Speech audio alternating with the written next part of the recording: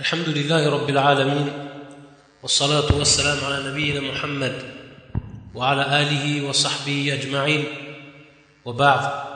Donc nous continuons l'explication, ou plutôt nous continuons cette série intitulée l'indispensable dans l'apprentissage de la révélation immuable, l'indispensable dans l'apprentissage de la révélation immuable. Donc des cours qui sont, comme on l'a déjà cité auparavant, destinés à ceux qui sont entrés dans l'islam, aux nouveaux convertis, etc. Ce sont donc des cours de base et donc destinés à des gens qui sont débutants dans la religion.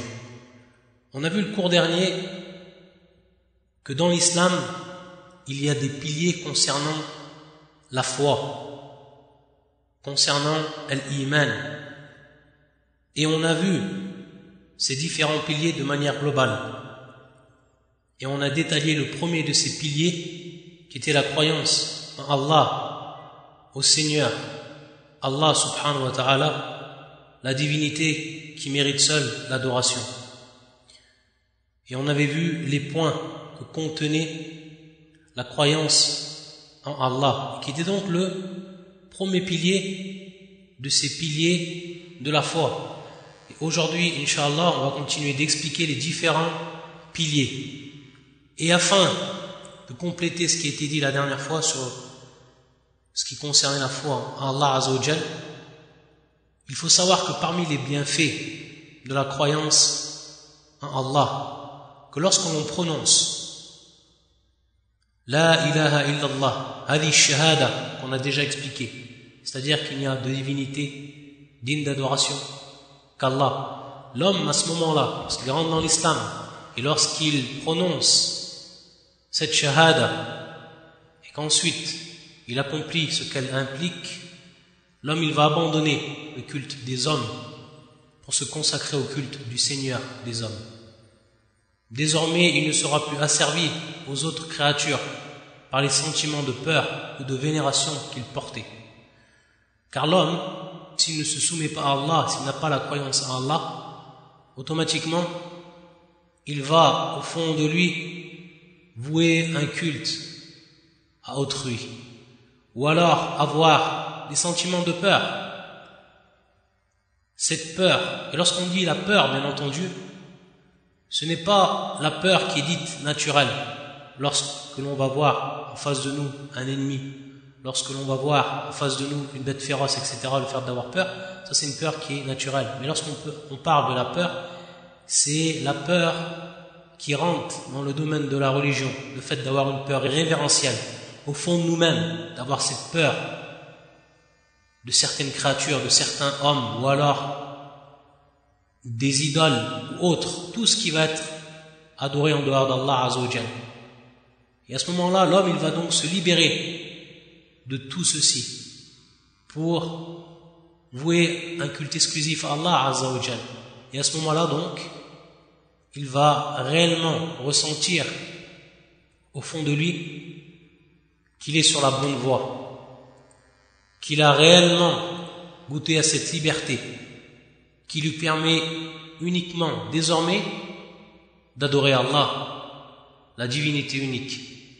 C'est pour ça qu'Allah Azza wa Jal, il dit, et pour ce qui est de la suite des cours, Inch'Allah, on donnera directement la traduction du sens des versets pour simplifier, pour ceux qui écoutent et qui écouteront les cours. Sachant bien entendu que le Coran ne peut être traduit, lorsqu'on parle bien entendu de traduction, ne peut être traduit dans une autre langue. On l'a déjà vu et on le verra encore pour ce qui est du Coran qui est descendu en langue arabe, et que ce Coran c'est la parole d'Allah, et que cette parole elle a été en langue arabe.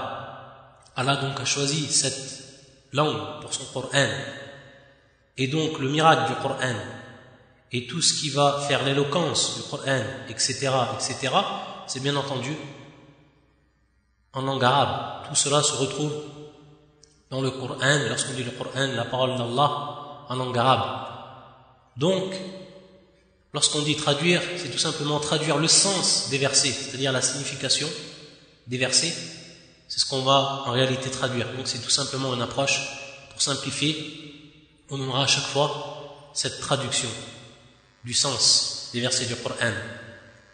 Donc, dans ce premier verset dit: voyez-vous ceux que vous invoquez en dehors d'Allah, si Allah me voulait du mal, est-ce que, c'est-à-dire ces divinités, pourraient dissiper son mal, ou s'il me voulait une miséricorde, pourrait-elle retenir sa miséricorde? Dit Allah me suffit, c'est en lui que placent leur confiance ceux qui cherchent un appui. Donc l'homme, il sait à partir de là que si Allah lui veut miséricorde, ou alors que s'il lui veut un mal, rien ne peut empêcher cela. Et donc, le véritable croyant est celui qui a cru en Allah Azzawajal, Allah seul va lui suffire. Il va placer sa confiance totale en lui, et c'est vers lui qu'il va rechercher son appui, subhanahu wa ta'ala, comme donc dans ce verset qui est fi surat Az-Zumar et qui est le verset 38. Également parmi les points des bienfaits de la croyance à Allah, c'est que le véritable croyant, al-mu'min, il accède à la fois à la paix et à la tranquillité du cœur, à cette foi, à cette paix, à cette tranquillité que le croyant ressent au fond de son cœur. Et ça, c'est une ni'ma azima, ça c'est un bienfait qui est grandiose. C'est pour ça qu'Allah Azzawajal, il dit, donc le sens du verset, ceux qui ont cru et dont les cœurs se tranquillisent à l'évocation d'Allah, n'est-ce point l'évocation d'Allah, n'est-ce point par l'évocation d'Allah que se tranquillisent les cœurs, comme cela est venu dans le surat Ar-Ra'd, et qui est le verset 28.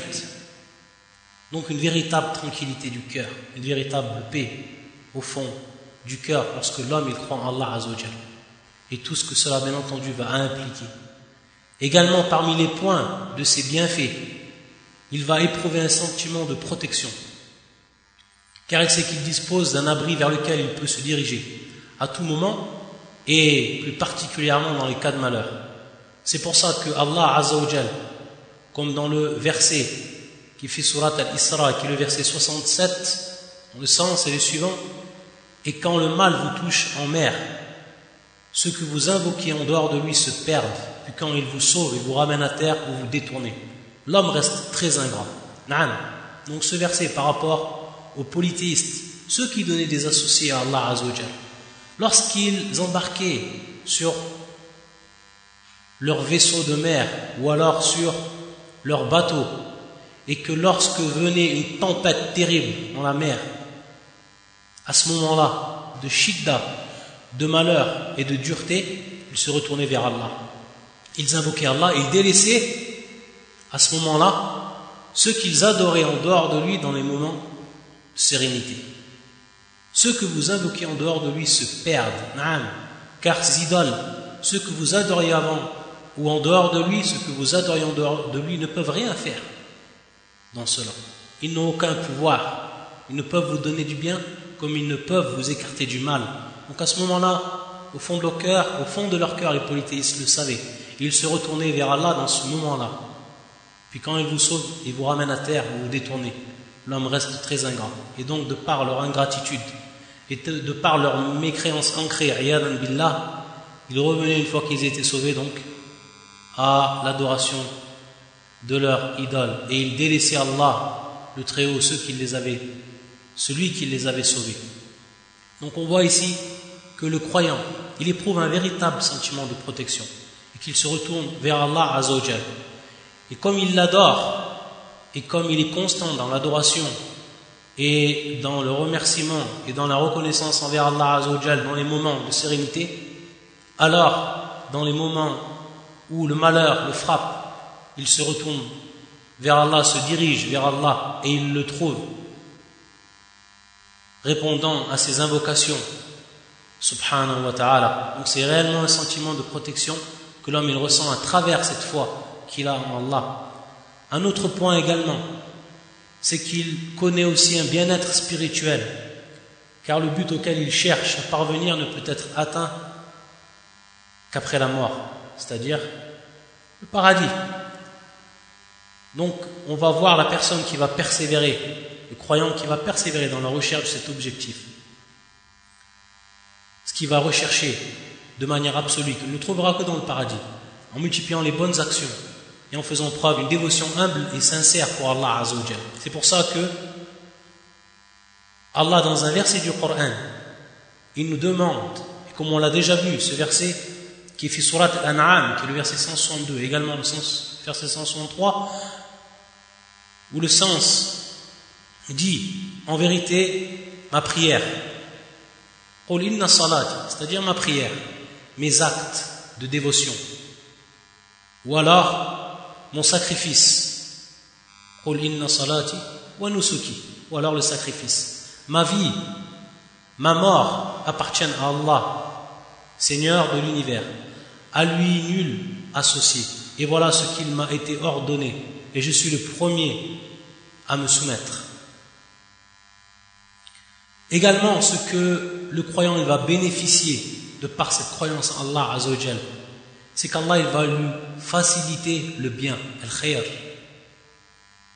C'est pour ça qu'Allah Azza wa Jal il dit, comme dans le verset 11, fi surat At-Taghabun, yaqul Allah Azza wa Jal, dont le sens est le suivant, et quiconque croit en Allah, Allah guide son cœur.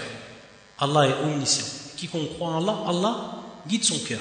Donc à partir de cette croyance-là, qui va être sincère, lorsqu'elle est sincère envers Allah Azza wa Jal, Allah, il le guide sur le droit chemin. C'est vraiment une sincérité. Et s'il cherche par là donc la vérité et savoir réellement qui est Allah et le connaître à travers les versets du Coran, à travers la sunna authentique du prophète sallallahu alayhi wa sallam, lorsqu'il s'attache uniquement à ses bases et avec sincérité, le résultat est qu'Allah Azza wa Jal il guide son cœur. Et ça c'est un bienfait qui est énorme. Également, de par cette croyance va insuffler à son cœur l'amour des vertus et des bonnes actions. Parce que l'homme il croit en Allah Azza wa Jal, il va s'efforcer de faire les bonnes actions. Et dans son cœur, ça va être comme un souffle qui vient et qui va donc l'emmener à faire ses actions, ses bonnes actions et tout ce qui rentre dans les vertus, de sorte que le croyant est zélé dans la diffusion du bien parmi les hommes. C'est pour ça que dans le verset fi surat Zilzila, quiconque fait un bien, fût-ce du poids d'un atome, le verra. Quiconque fait un bien, fût-ce du poids d'un atome, le verra. Donc tout sera vu. Et le croyant, celui qui a la croyance en Allah Azza wa Jalla, il sait que cela donc va advenir. Et donc, il s'active à faire le bien autour de lui, à faire le bien de manière générale. Le prophète également, sallallahu alayhi wa sallam, nous a rapporté, comme a fait Sunan al-Tirmidhi, hadith qui est authentique, celui qui indique le bien est comme celui qui l'accomplit. Celui qui indique le bien est comme celui qui l'accomplit. Donc regardez, la personne, lorsque de par cette croyance en Allah Azza wa Jal, qui va être pour lui un souffle, pour accomplir, pour avoir donc l'amour des vertus et des bonnes actions, il va faire tout ce qui est en son possible, et bien entendu ça va être suivant son iman. Plus sa foi sera grande, et plus cela va se traduire à travers ses actes. Et moins sa foi sera grande, et plus cela va s'affaiblir. Donc, celui qui indique le bien, on a dit le prophète sallallahu alayhi wa sallam, est comme celui qui l'accomplit. Maintenant, si tu indiques un bien à une personne, à un musulman, comme un acte d'adoration, comme tu lui as dirigé vers un bien qu'il ne connaissait pas, au moment où il va l'accomplir, tu vas recevoir le bien de cette action. Regardez le bienfait de cette croyance, subhanallah. Et regardez donc l'homme, son champ d'action, il va être vraiment large, très très large, même jusqu'à indiquer le bien. Non seulement il fait le bien, mais également il indique le bien, il recevra la même récompense. Ça, c'est parmi les points que l'on cite pour ce qui est de la croyance et les bénéfices de la croyance en Allah Azza wa Jal.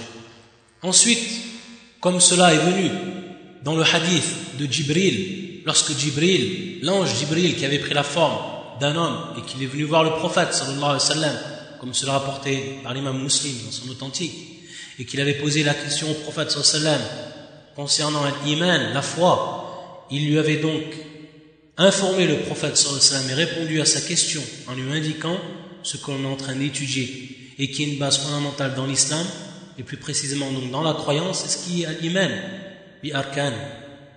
Al-iman bi arkani as-sitta, c'est-à-dire al-iman bi arkani as-sitta, c'est la foi avec ses 6 piliers. Donc le premier pilier, c'était qu'il croit en Allah, un tu'mina billah.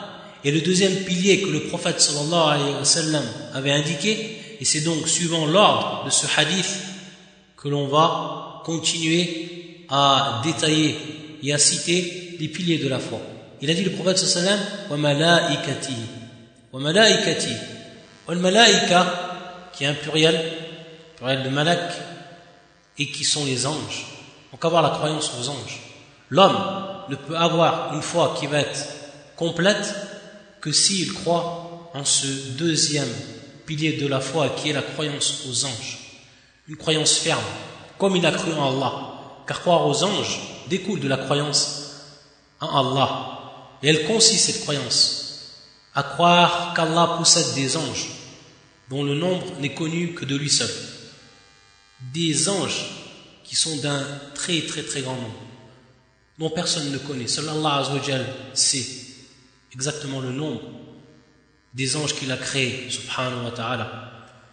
Et ces anges-là, ils font partie du monde de l'invisible, ce qu'on appelle el-ghaib. Et on avait vu également l'importance de croire, et qui était même la première base, qui est la croyance à l'invisible, ce que l'on ne peut voir, mais ce dont Allah Azza wa Jal nous a informés, et son prophète nous a informés, sallallahu alayhi wa sallam. Allah Azza wa Jal, il les a créés, ces créatures, pour son culte, pour son adoration. Et parmi donc les caractéristiques des anges, c'est qu'ils vouent un culte exclusif de manière continue et qu'ils jamais, contrairement à l'homme, ya'soun Allah, c'est-à-dire qu'ils font des péchés envers Allah Azza wa Jal. Jamais. C'est pour ça qu'Allah Azza wa Jal, il dit, en parlant donc de leur consacration,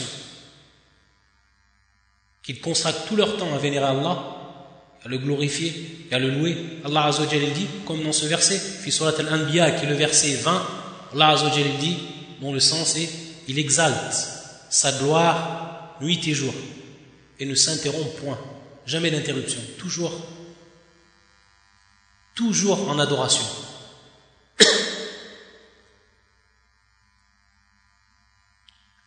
Et de ce fait-là, il nous est donc interdit de croire que les anges, on leur donne une forme d'adoration.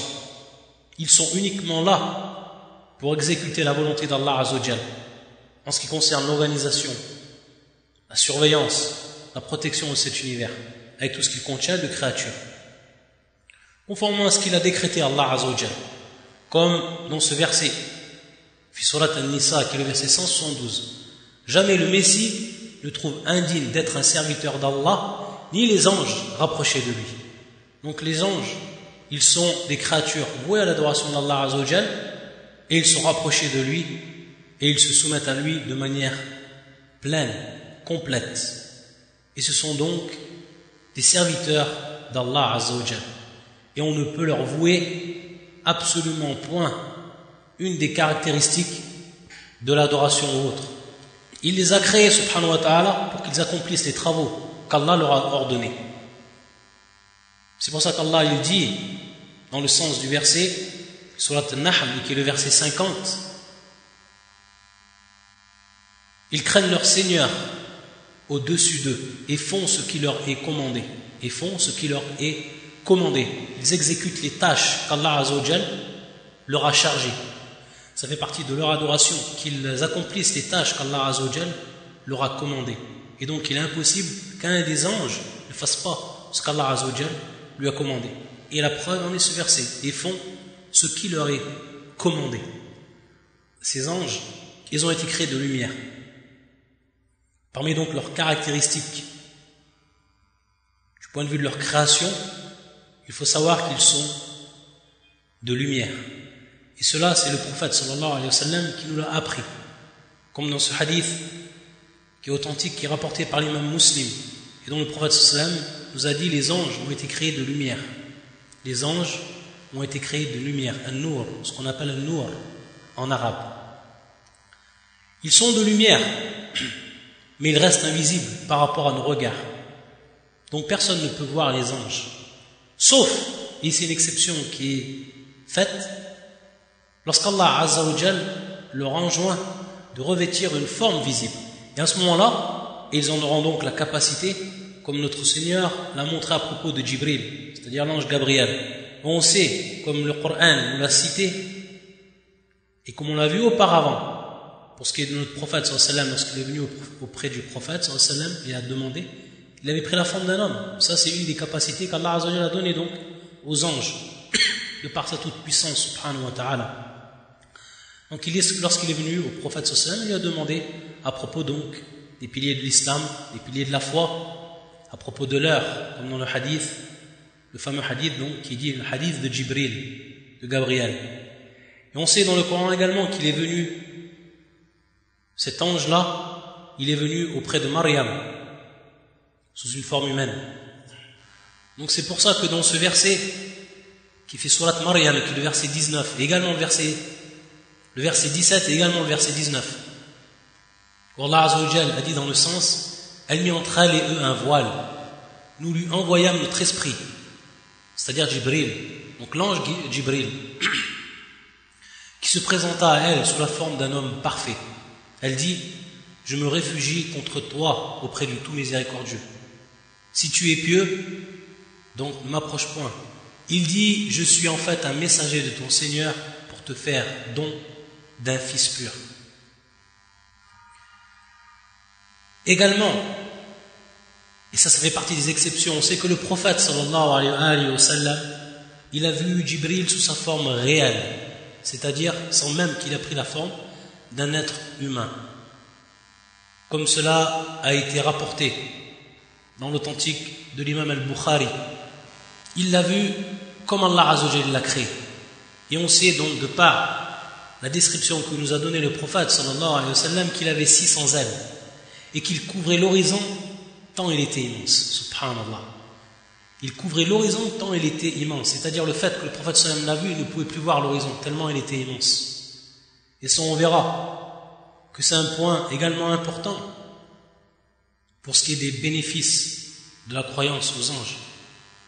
On a dit donc que les anges, ils avaient des fonctions et que ça faisait partie donc de leur adoration envers Allah Azza wa Jal, qu'ils accomplissent ce que Allah Azza wa Jal leur a confié, ce que Allah Azza wa Jal leur a chargé d'exécuter.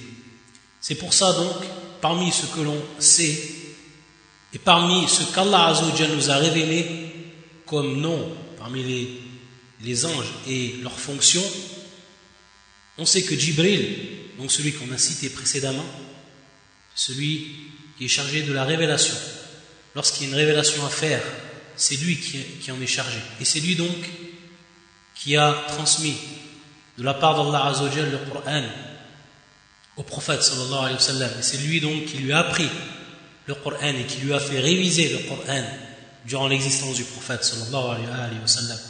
Et c'est pour ça qu'Allah Azza wa Jal il dit dans le verset qui fait surat Ash-Shu'ara et qui est le verset 193, également 194, et l'esprit fidèle, c'est-à-dire donc ici Jibril, et l'esprit fidèle est descendu avec cela sur ton cœur pour que tu sois du nombre des avertisseurs. Et donc ici bien entendu le Coran, afin que le prophète sallallahu alayhi wa sallam il avertit son peuple et tous les hommes du monde. Parmi ceux dont Allah Azza wa Jal nous a cité leur nom et en même temps leur fonction, il y a également Israfil, qui est lui chargé de souffler dans le corps, c'est-à-dire la trompe, le jour de la résurrection. Également Mikaïl, qui lui s'occupe de la pluie et de la végétation, comme cela est venu un hadith rapporté par l'imam Ahmed, et qui est un hadith pris en compte, Hassan. Également, parmi les autres, donc il y a des anges qui ont été nommés, et la plupart des anges n'ont pas été nommés, c'est-à-dire très peu d'anges ont été nommés. et parmi ceux qui ont été nommés ceux qu'on a cités. Donc il nous est ici obligatoire de croire en leur nom et de croire en leur fonction. Tant cela est venu dans le Coran, dans la sunna authentique du prophète sallallahu alayhi wa sallam. Également, on sait que tout homme, il a avec lui deux anges, l'un à droite, l'un à gauche, et que l'un est préposé à l'enregistrement des bonnes actions et l'autre à l'enregistrement des mauvaises. C'est pour ça qu'Allah Azza wa Jal, il a dit dans son Coran, comme fi surat Qaf, et qui est le verset 18, dans le sens est quand les deux recueillants, donc ceux qui recueillent les actions, ceux qui écrivent les actions, assis à droite et à gauche recueillent, ils ne prononcent pas une parole sans avoir auprès de lui un observateur prêt à l'inscrire. Donc ça c'est le rôle de ces anges. Allah Azza wa Jal leur a confié cette tâche pour tout homme, sans exception. Il y a également l'ange de la mort, dont en réalité on ne sait le nom, et dont Allah Azza wa Jal lui a également confié donc de faire mourir l'homme. Et comme fi surat As-Sajda, et qui est le verset 11, où Allah Azza wa Jal dit, donc le sens dit, l'ange de la mort qui est chargé de vous, vous fera mourir. Ensuite, vous serez ramenés vers votre Seigneur. Parmi ceux dont Allah Azza wa Jal a nommé et nous a fait part de sa fonction, il y a le gardien du feu de l'enfer, et qui est l'ange Malik, comme Allah Azza wa Jal l'a dit dans le Coran, fi surat Az-Zukhruf, qui est le verset 117, et dont le sens est, et ils crieront, ô Malik, donc les kuffars, ils crieront, ô Malik, que ton Seigneur nous achève, tellement le châtiment il va être dur, ils vont demander qu'il meure de manière complète, qu'il disparaisse. Ô Malik, que ton Seigneur nous achève. Il dira en vérité, vous êtes pour y demeurer éternellement.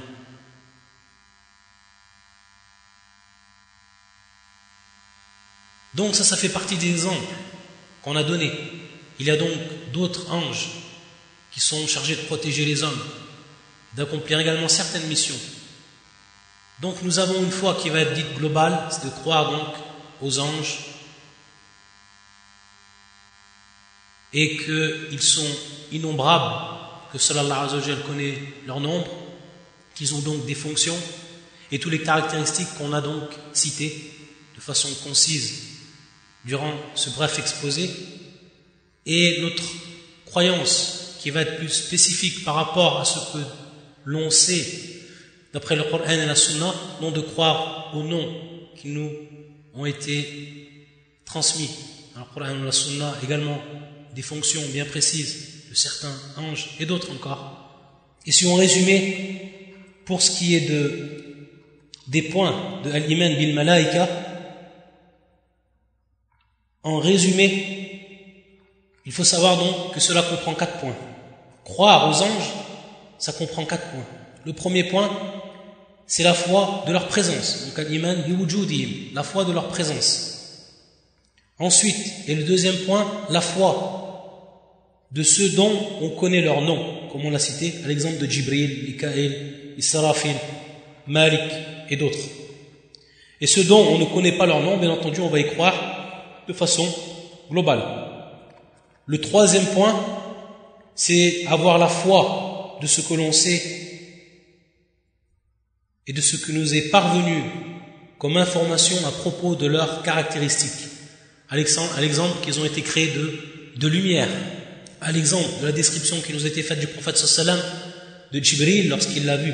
Le quatrième point, c'est d'avoir la foi également aux actions, aux charges dont Allah Azza wa Jal leur a confié. Que l'on connaisse toutes ces actions, comme on a vu les exemples qu'on a donnés, ou alors, de façon générale, également ceux dont on ne sait pas. Ala kulli hal, ça, c'est 4 points qu'il faut automatiquement et obligatoirement concrétiser pour que notre croyance envers les anges, elle soit complète. Bien entendu, il y a également des bienfaits de la croyance aux anges.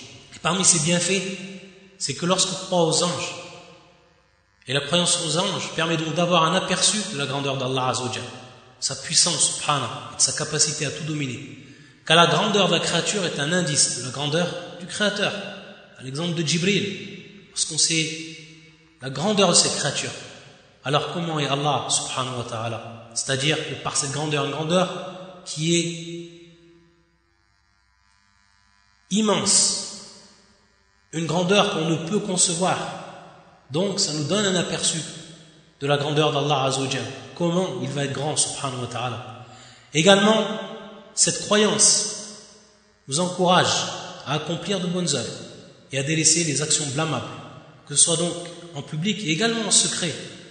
Car lorsqu'on sait, lorsqu'on a présent à l'esprit qu'il y a des anges qui nous surveillent, qui surveillent nos paroles, qui surveillent nos actes, et que chacune de ces actions est consignée, ou bien à notre avantage, ou bien à notre détriment, alors cela a pour résultat que la personne va délaisser les actions blâmables. Et donc, également ici, en fonction de la foi de la personne. Et cela va varier d'un croyant à un autre. Également, elle va mettre le croyant à l'abri des superstitions et illusions, dont sont victimes ceux qui nient l'existence du monde de l'invisible. Parce que les personnes, ils ne croient pas aux anges, à titre d'exemple, ici donc, et qu'ils nient l'existence du monde de l'invisible, alors ils sont pris de superstitions, d'illusions, etc. Alors que le croyant, il sait qu'il y a un monde de l'invisible. Il sait qu'il y a les anges. Il sait également qu'il y a les djinns, qu'on ne peut les voir, mais qu'ils sont bel et bien présents dans notre vie de tous les jours. Et le musulman également, ça fait partie des points, c'est qu'il prend conscience de la miséricorde d'Allah Azza wa Jalla et de sa bienfaisance. Et de sa bienfaisance à l'égard de ses créatures. Car il a chargé des anges de les protéger et de s'occuper également de leur intérêt. Donc Allah Azza wa Jalla n'a rien délaissé. Et ça, c'est bel et bien une preuve de la miséricorde d'Allah Azza wa Jalla par rapport donc à ses créatures. Ça, c'est ce qui concerne, de manière résumée, mais essentielle, notre croyance envers al-malaika, les anges, qui est le pluriel donc de malak. Et donc la deuxième ou le deuxième pilier de la foi islamique. Ensuite, comme dans le hadith de Jibril, lorsque le prophète sallam a répondu à sa question, il l'a informé du troisième pilier. Et ce troisième pilier, c'est la croyance au livre saint, al-kutub, al-imanu bil-kutub, les livres saints, les livres qui ont été révélés par Allah Azza wa Jalla. Donc cette croyance, elle consiste à croire qu'Allah a révélé à ses envoyés et à destination des hommes des livres célestes qui proclament tous, sans exception, l'existence et l'unicité d'Allah Azza wa Jalla en tant qu'il est le souverain unique de l'univers. Donc comme on l'a vu, Rububiyya, pour ceux qui se rappellent ces termes. La seule divinité digne d'adoration, ici, Uluhiyya, et en tant qu'il possède des noms et attributs, Al-Asma, Al-Sifat, et qui lui sont propres à lui, Allah Azza wa Jalla, comme on l'a également cité à travers la règle qu'on a donc expliqué le cours dernier.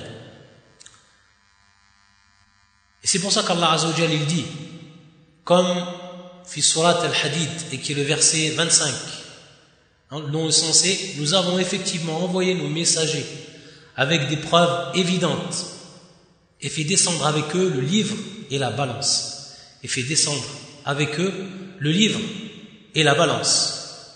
C'est-à-dire le livre, les livres, c'est-à-dire le genre ici, donc les livres. Et la balance, afin que les gens établissent la justice. Il y a également ici une croyance qui va être globale, une croyance qui va être plus spécifique. C'est-à-dire qu'il y a des livres dont on connaît leur nom, qui nous ont été cités dans le Coran, d'autres dont on ne connaît pas leur nom. Donc pour ce qui va concerner notre croyance qui va être dite globale, c'est de croire en tous les livres qu'Allah Azza wa Jalla a fait descendre et qu'ils sont nombreux. Et qu'on n'a pas science de tous ces livres-là. À travers l'histoire de l'humanité, Allah Azza wa Jalla, il a fait descendre beaucoup de livres.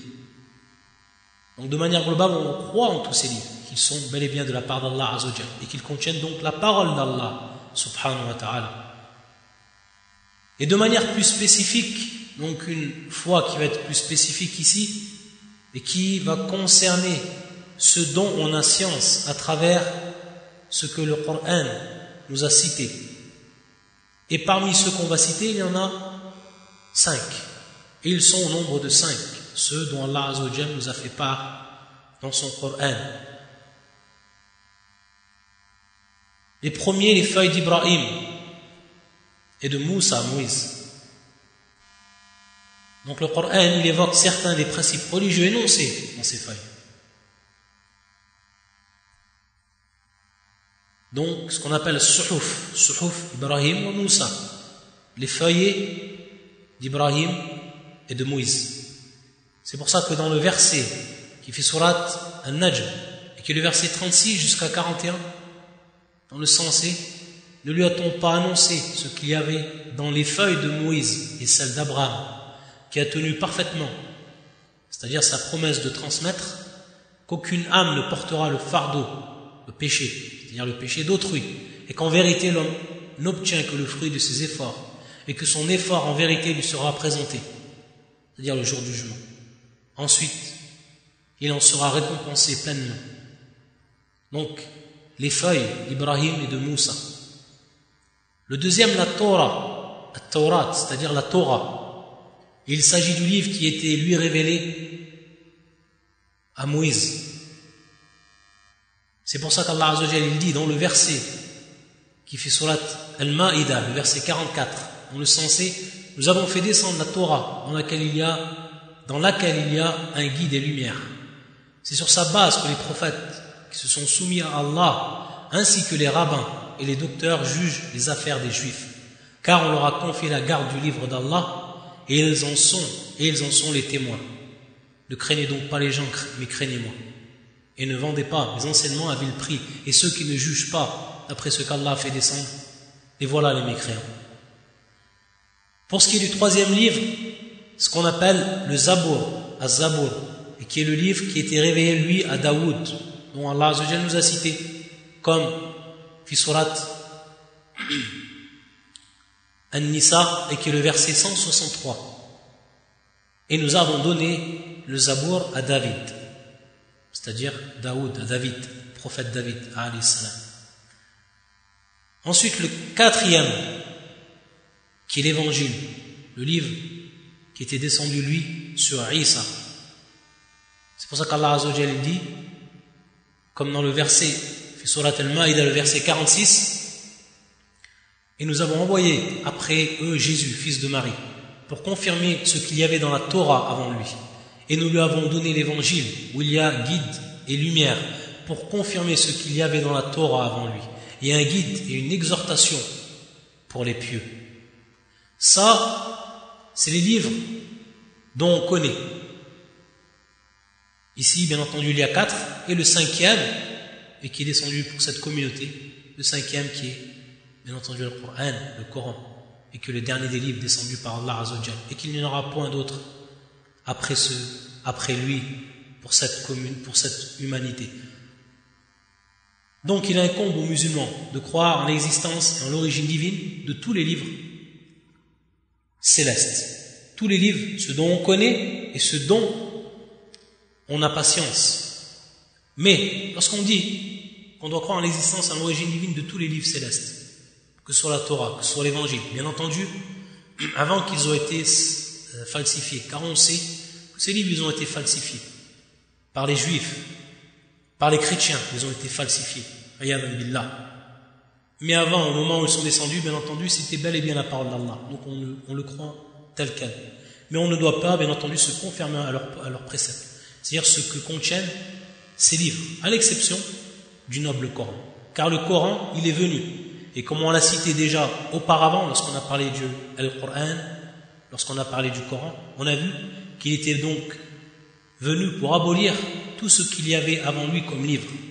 Parce qu'on va retrouver dans le Coran les principes de base qui étaient déjà dans la Torah, qui étaient déjà dans l'évangile, avant même qu'ils soient falsifiés.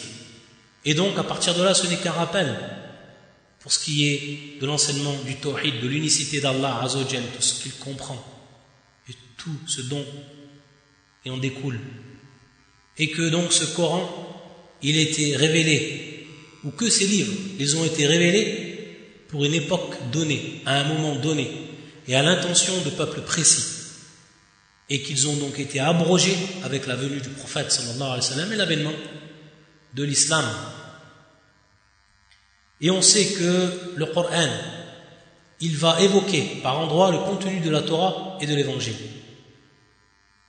et notamment en ce qui concerne l'heureuse annonce de la venue du prophète sallallahu alayhi wa sallam, du prophète Mohammed, que l'on retrouve dans la Torah et l'Évangile, comme Allah Azza wa Jal nous l'a indiqué lui-même dans le dernier de ses livres, Kama fi surat Al-A'raf, et le verset 156-157. Et ma miséricorde embrasse toutes choses. Je la prescrirai à ceux qui me craignent, acquittent la zakat et ont foi en nos signes. La zakat qui est l'impôt rituel. Ceux qui suivent le messager, le prophète illettré qu'ils trouvent écrit, c'est-à-dire mentionné, chez eux dans la Torah et l'Évangile. Chez eux dans la Torah et l'Évangile, il leur ordonne le convenable, leur défend le blâmable, leur rend licite les bonnes choses, leur interdit les mauvaises et leur ôte le fardeau et les jougs qui étaient sur eux. Et pour ce qui est du Coran, dont le dernier des livres, on en avait déjà cité, on va le rappeler ici de façon résumée, que le Coran est la parole d'Allah révélée à Muhammad par l'intermédiaire de Jibril en une langue arabe claire. C'est pour ça qu'Allah Azza wa Jalla dit dans son Coran, comme a fait surat Al-Shu'ara, qui est le verset 193 et également 195, et l'Esprit fidèle est descendu avec cela sur ton cœur pour que tu sois du nombre des avertisseurs, en une langue arabe très claire,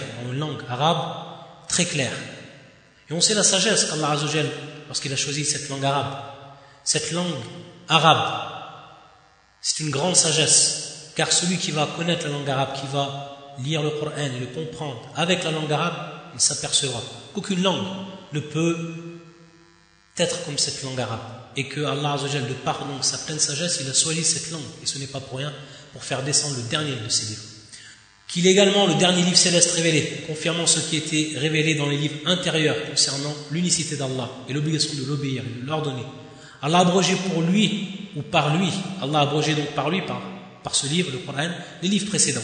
Comme il a dit, donc Allah Azza wa Jalla nous a fait part dans le verset suivant, surat Ali Imran, qui est le verset 3 et 4, dans le sens, il a fait descendre sur toi le livre avec la vérité, confirmant les livres descendus avant lui, et il fit descendre la Torah et l'Évangile auparavant en tant que guide pour les gens. Et il a fait descendre le discernement, c'est-à-dire le Coran. Donc ici, confirmant les livres descendus avant lui. Donc ce livre, il a inclus toutes les prescriptions divines.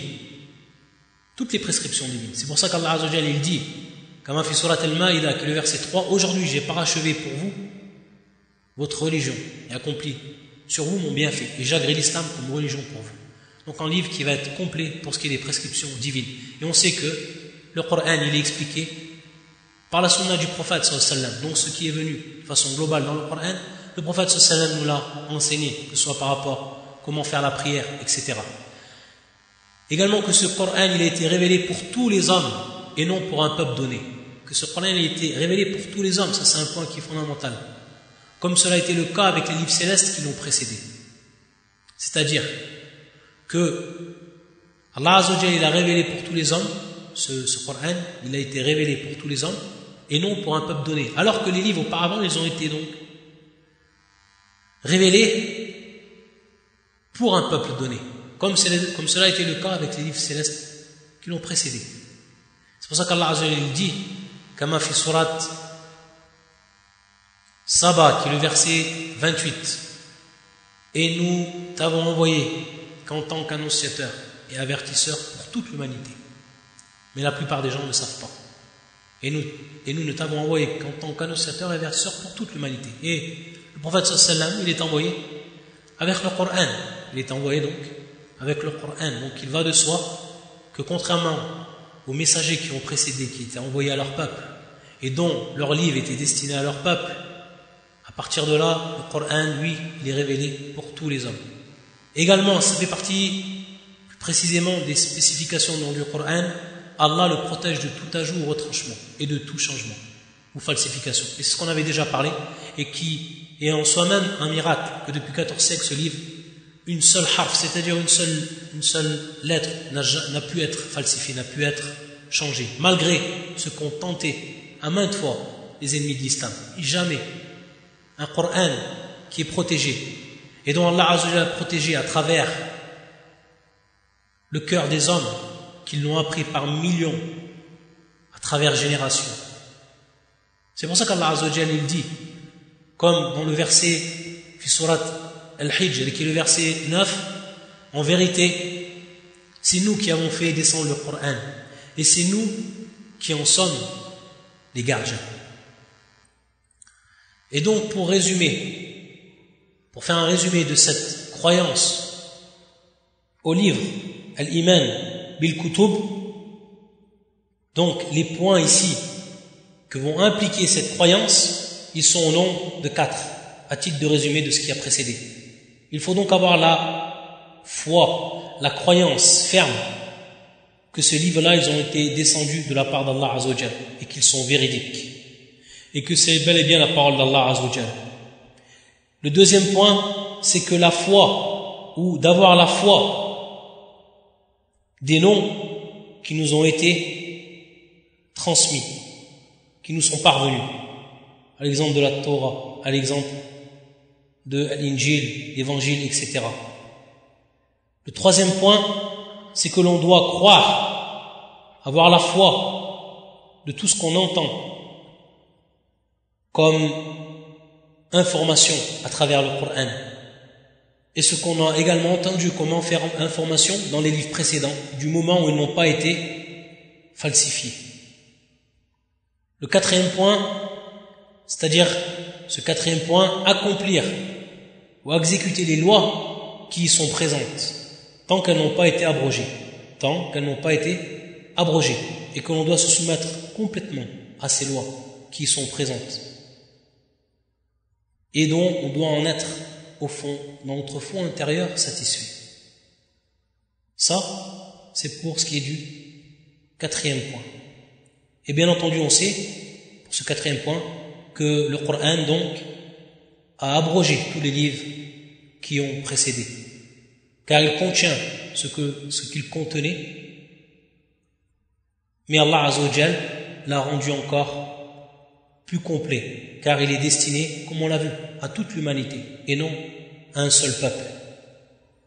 Pour ce qui est maintenant des avantages et des bénéfices de la croyance au livre saint, cela va nous permettre de voir à quel point Allah Azza wa Jalla est miséricordieux, clément vis-à-vis de ses créatures, puisqu'il leur a révélé des livres qui leur montrent le chemin qui conduit à son agrément. Allah Azza wa Jalla n'a pas laissé donc les créatures dans l'incertitude, en proie aux suggestions des démons et à leurs propres passions. Allah Azza wa Jalla les a guidés de par ses livres. Et il leur a donc donné de quoi discerner entre le bien et le mal, comment connaître la vérité et ensuite l'appliquer.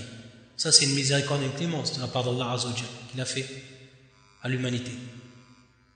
Également, cette foi-là au livre, ça nous permet de connaître la sagesse, al-hikmah, la sagesse d'Allah Azza wa Jalla, qui a légiféré pour chaque peuple les lois qui correspondent donc à ses besoins, comme on l'a vu précédemment. Et elle sert également, cette foi, de critérium pour distinguer les croyants sincères des autres. Car en effet, celui qui va croire à son propre livre saint doit croire aux autres livres révélés et aux autres prophètes qui y sont annoncés. Si automatiquement on croit réellement à son livre, si le chrétien a réellement cru à l'évangile, ce qui est indiqué, si le juif il a réellement cru à la Torah, ce qui est indiqué, automatiquement s'il était sincère dans cela, il aurait donc ensuite cru au Coran, il aurait donc cru au prophète sallallahu alayhi wa sallam. Tant on a vu les versets qui annonçaient le prophète sallallahu alayhi wa sallam, mais également tout ce qui va donc être preuve que le Coran est la continuation des livres précédents. Et à ce moment-là, cette foi-là, lorsque la personne sincère, soit le juif ou le chrétien, qui se convertit à l'islam, après avoir connu al-haq et l'avoir reconnu et appliqué, ça va lui permettre de favoriser la multiplication des bonnes actions. Car lorsqu'il a cru en son livre et qu'il a cru ensuite au livre d'Allah Azza wa Jalla, il va recevoir lui un double salaire. De même, pour ce qui est donc du prophète en lequel il a cru, son prophète, et le prophète ensuite, Muhammad sallallahu alayhi wa sallam, dont il en deviendra croyant de par son entrée en islam. Ça fait partie, ou ça c'est ce que l'on cite à propos de la croyance sont résumés au livre. Et ensuite, il vient la croyance au prophète. La croyance au prophète. C'est ce qu'on verra, Inch'Allah, le prochain cours. Subhanaka Allahumma bihamdika. Ashhadu an la ilaha illa anta. Astaghfiruka wa atubu ilayk.